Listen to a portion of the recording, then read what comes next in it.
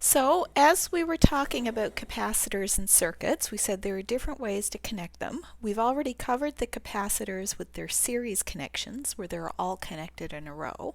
Next, we're going to talk about parallel connections.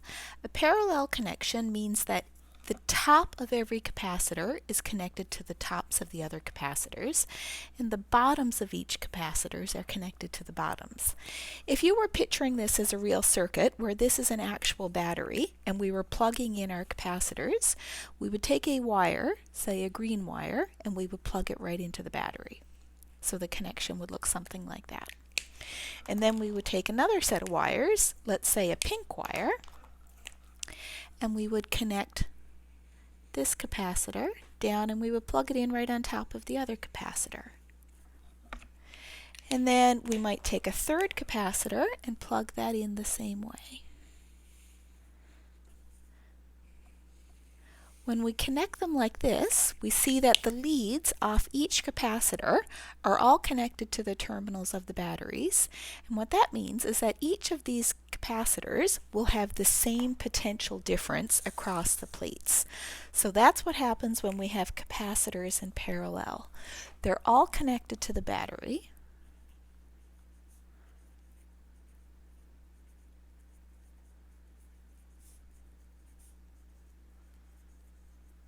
In such a way that they all have the same potential.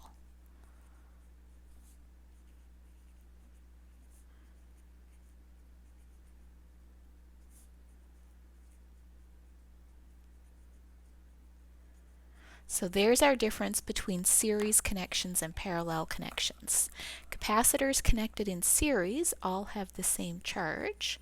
Capacitors connected in parallel all have the same potential. So that's pretty important. Let's think about what happens next. Let's think about the charge. So every charge that comes off this battery and flows through the wires has to pick where it's going to go. So a charge can come out and it can go either here or here or here. So if we get a net charge Q coming out of this battery, then some of the charge will come down onto this capacitor, some will carry on and go down to this capacitor, and some will carry on and go down to this capacitor. The net amount of charge Q splits and goes down over all of the capacitors.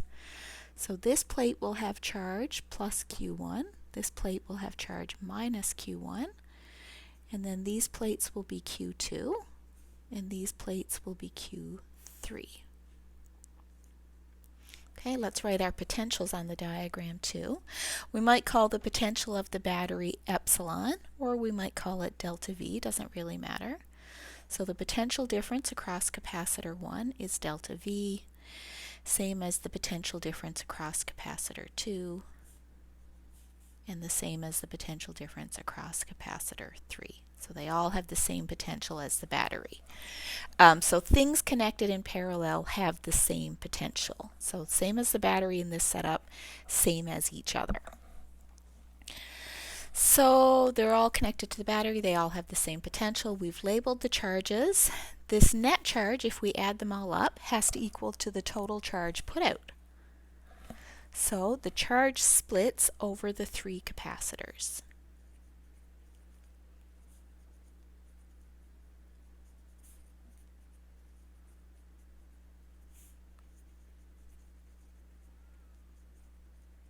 So the net charge put out by the battery is charge 1 plus charge 2 plus charge 3. Ends up on each of those three capacitors. So we can relate the charge to the capacitance and the potential. So let's do that for each capacitor. So we remember that capacitance is charge over potential. So the charge on the first capacitor could be written as Q1 equals C1 times delta V. Then we can use the same expression for the charges on the other two capacitors as well.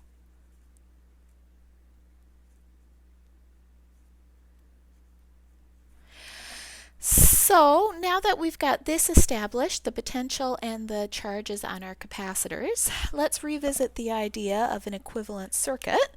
When we have a parallel combination, we can still draw an equivalent circuit. To draw an equivalent circuit, we take out our three capacitors and we pop in one single capacitor with a capacitance that we call CEQ for C equivalent. So it has an equivalent capacitance. The battery delivers the same potential delta V and the same net charge Q is put out into the circuit. So in our equivalent circuit,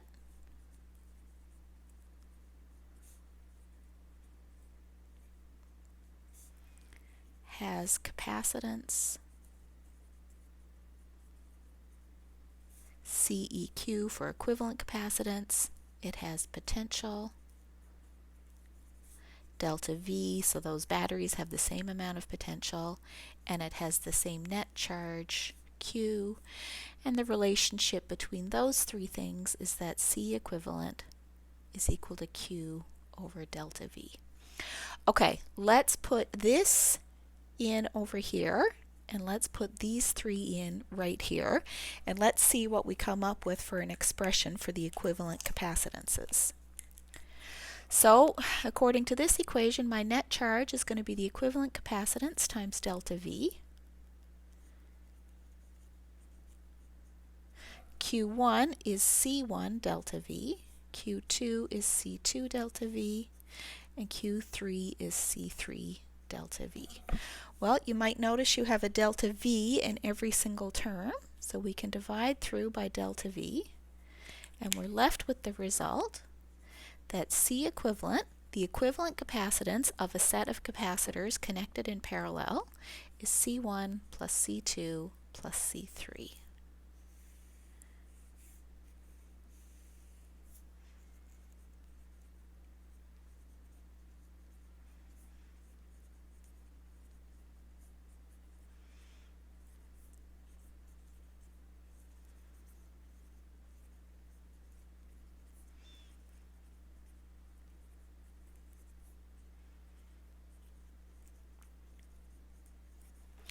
Okay, so that's our parallel connection. Something straightforward for you to try at home. What would be your equivalent capacitance if each of these guys were 1 picofarad? I won't do that in the video, but I will post a solution with the notes. Let's do an example. So let's take a simple circuit. Let's connect a 4 microfarad capacitor and a 12 microfarad capacitor, and let's connect those to a battery with potential of 9 volts. So if we look at this picture, it doesn't exactly look like what we had for the last time, but we still have to identify the connection in this problem. So if I think about these 2 points right here, and I look at how these things are connected in my circuit.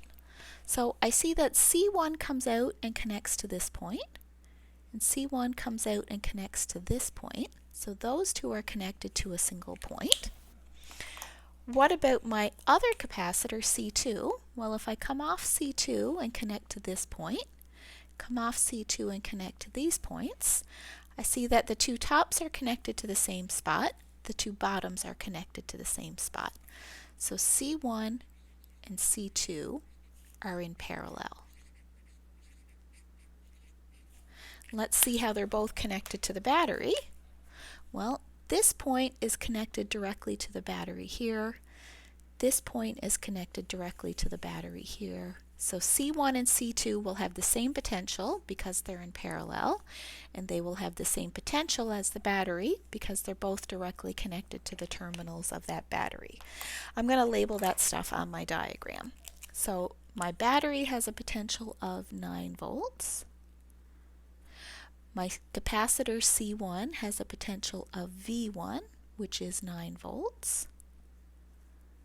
And my capacitor C2 has a potential V2, which is also 9 volts. Okay, now let's get to what we were asked for. What are the charge on and the potential across each capacitor if delta V is 9 volts? Okay, we've already answered the question about the potential. V1 is 9 volts, and V2 is 9 volts. Now for the charges, we'll use the expression that C is Q over delta V.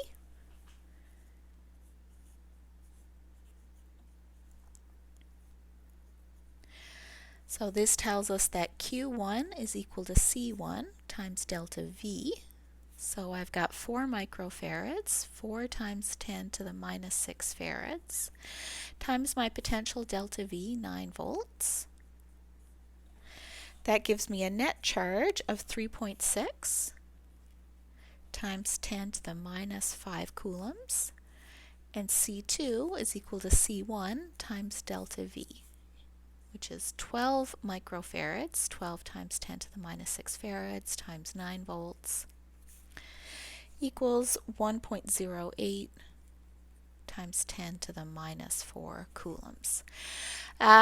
We might like to put this in context and think about our equivalent circuit.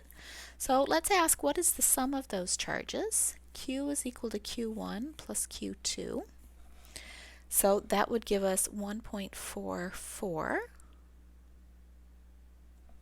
times 10 to the minus 4 coulombs. So that's what we get when we add those two guys together. This should be the same charge that we would get if we replaced those two guys by an equivalent capacitance. We weren't asked to do it, but let's calculate the equivalent capacitance anyway and see what we get. So the equivalent circuit is, we'll put our battery here, and then we come to our first pink spot, and our battery comes out the bottom and goes up to the second pink spot, which is about right here. Our equivalent circuit is if we take out that parallel connection and we put in a new one, the equivalent. Our battery here is still delta V, which is 9 volts. Our C equivalent is what we get when we add our capacitors in parallel. We know when we add capacitors in parallel, we just straight up add them. So C1 plus C2, 4 microfarads plus 12 microfarads to get 16 microfarads. And then if we wanted to find the net charge, we would use that the net charge put out by the battery is equal to the equivalent capacitance times the potential across its plates, which is going to be 9 volts. So we've got 16 microfarads times 9 volts, which gives us 1.44 times 10 to the minus 4 coulombs. So things are working out. We get the answers we expect. Okay, let's do one more example. That's just a tiny bit tanglier. Let's do a combination example, putting our series and our parallel together.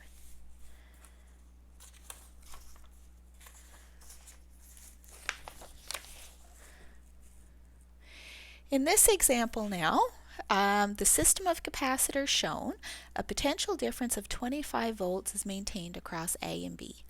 So you might imagine that these 2 points are connected to a 25 volt battery. So if you wanted to, you could even draw that in the circuit if you'd like to see what's really going on here. So this could actually be the complete circuit. So the potential of that battery would be 25 volts. You don't have to draw this, but if it helps give you context, then super. Then we've got some questions. What's the equivalent capacitance of the system between A and B? So you're trying to find the equivalent capacitance of the entire thing. How much charge is stored? So what's the total charge on all of the capacitors added up? How much charge does this capacitor store? And what's the potential difference across this one? Of all these questions, part D is the answer, is the easiest. This capacitor is connected straight to points A and B, so we go out this way. That's connected to a 25 volt battery, so the potential across this one is just 25 volts. That's the easiest one, but we'll write that down when we come to it. Okay, let's get started. What's the equivalent capacitance of the system between the 2 points? So what we have to do here is it's not a one-step problem, it's a multiple step problem.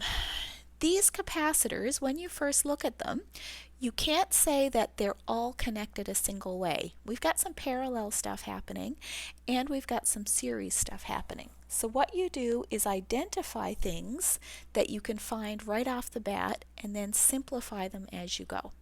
Okay, the very first thing I'm going to do is I'm just going to label my capacitors. So I'm going to call this capacitor C1. It has potential V1.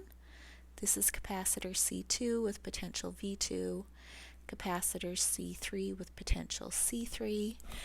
I'm going to call my 7.5 capacitor C4. Call that potential V4, and then this one is going to be C5 with potential V5. That's just going to help when we write down equations. Let's identify now the first obvious connection. To me, the first obvious connection is these three in the middle. These are all connected in a line. These three are a series connection.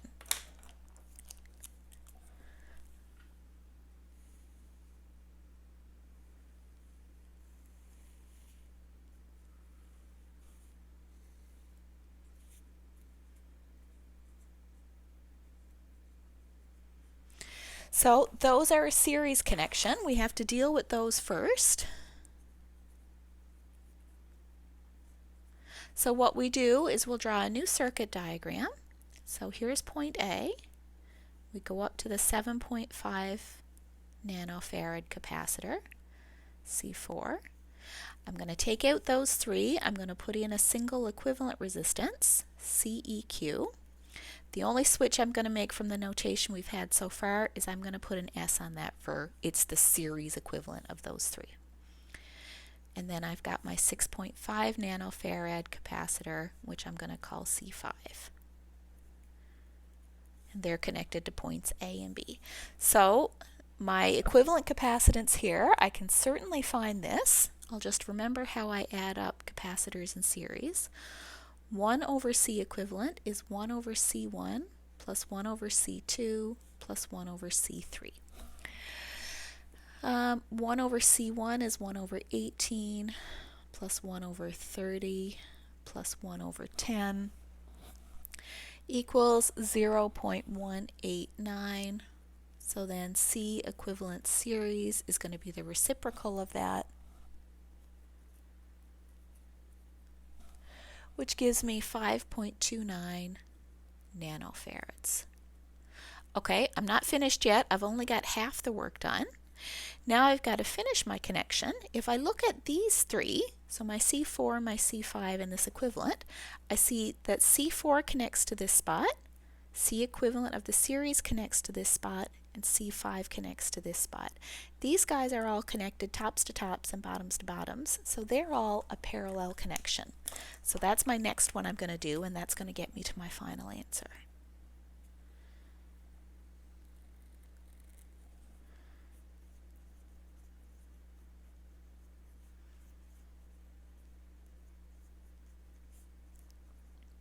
So I'm going to draw my new equivalent diagram where I take out these three and I put in one equivalent resistance. So this is my equivalent of the entire system.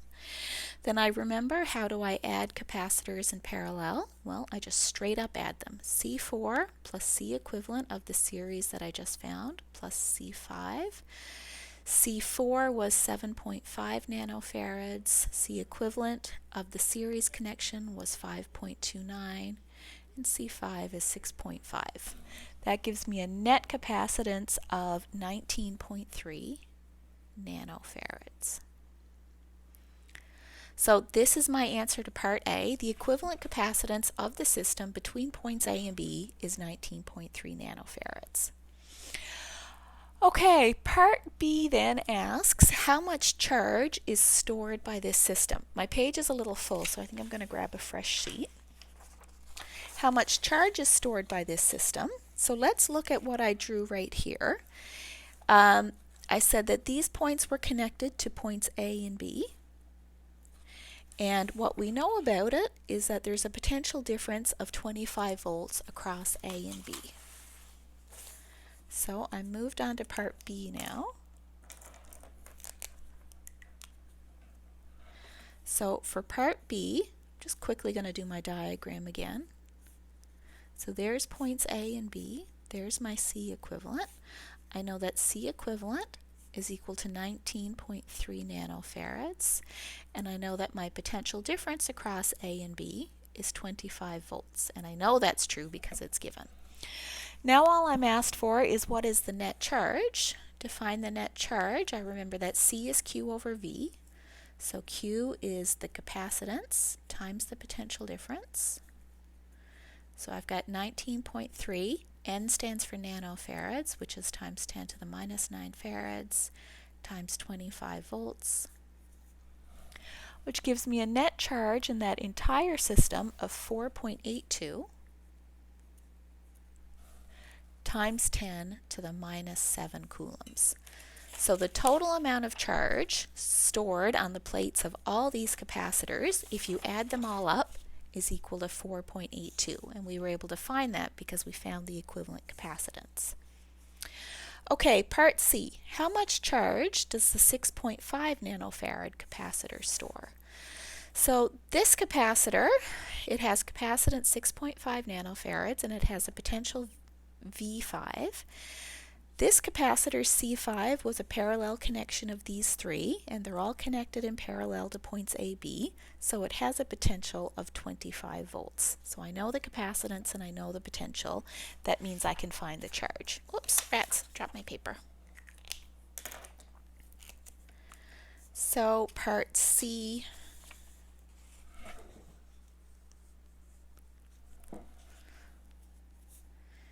I'll very quickly resketch the problem.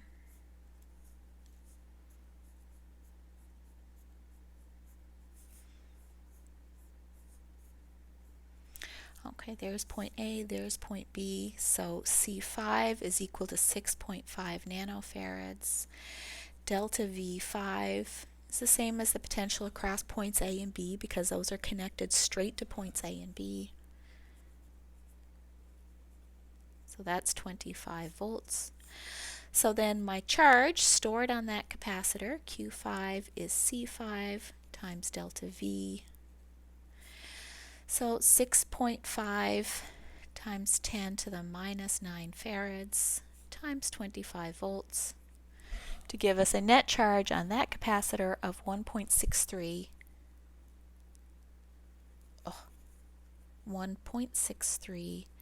times 10 to the minus 7 coulombs. And then the last thing we're asked for, what is the potential difference across the 7.5 nanofarad capacitor? Well, that's in parallel, so this is C4 equals 7.5 nanofarads. That's in parallel with all the other capacitors, so it has the same potential, so it's 25 volts. So delta V4 is equal to 25 volts because it's a parallel connection.